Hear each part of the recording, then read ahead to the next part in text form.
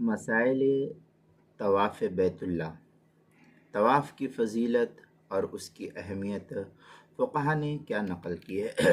چنانچہ دنیا میں نماز، روزہ وغیرہ عبادات کے لیے کسی جگہ کی کوئی قید نہیں ہے، کسی جگہ بھی عبادات، نماز، روزہ وغیرہ کیا جا سکتا ہے، انہیں کہیں بھی ادا کیا جا سکتا ہے، کھیت کھلیان، بلڈنگ، گھر، جہاں کہیں بھی ہو۔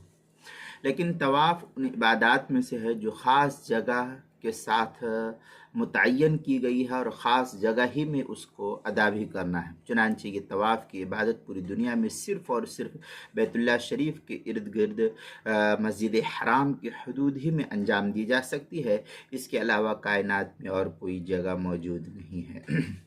کسی اور خطے میں اس عبادت کو انجام نہیں دیا جا سکتا ہے، اس اعتبار سے اسے دیگر عام عبادات میں ایک خصوصی امتیاز اللہ کی طرف سے حاصل ہے۔ یہی وجہ ہے کہ بیت اللہ شریف میں حاضری کے وقت تحیۃ المسجد کے بجائے طواف تحیہ کرنے کا حکم فقہا نے نقل کیا ہے، یعنی مسجد حرام میں داخل ہونے کے بعد اگر کوئی عارضہ انسان کو لاحق نہ ہوا ہو تو سب سے پہلے طواف کیا جائے، اس کے بعد دیگر مشاغل وغیرہ کے اندر جو ہے مشغول ہوا جائے اور مصروف ہوا جائے۔ قرآن کریم میں جن دو جگہوں میں بیت اللہ شریف کو شرکیہ باتوں اور ظاہری نجاستوں سے پاک صاف رکھنے کا حکم ہے، اس کے مقاصد میں پہلے نمبر پر طواف کرنے والوں کو رکھا گیا ہے۔ چنانچہ اس سلسلے میں قرآن مقدس کے اندر سورہ بقرہ کے اندر یہ آیت نقل کی گئی ہے، وَآہِدْنَا إِلَىٰ إِبْرَاهِيمَ وَإِسْمَاعِيلَ أَن طَهِّرَا بَيْتِيَ لِلطَّائِفِينَ وَالْعَاكِفِينَ وَالرُّكَّعِ السُّجُودِ۔ سورہ بقرہ پارہ نمبر 1 آیت نمبر 125۔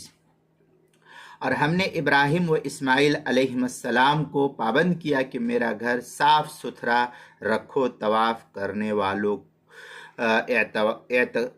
طواف کرنے والوں کے لیے، اعتکاف کرنے والوں کے لیے اور رکوع سجدہ کرنے والوں کے لیے۔